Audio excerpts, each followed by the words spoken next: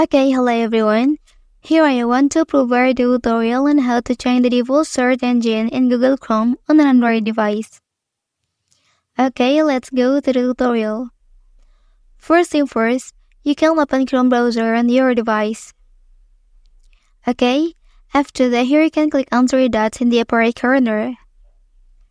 And then please tap on settings option. Okay, after that here you can choose to tap search engine option.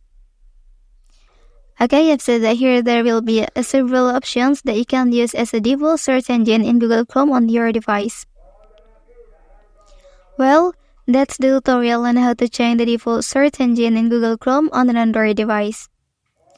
If you are helped by this video, don't forget to like and subscribe to get other information from this channel. Thank you.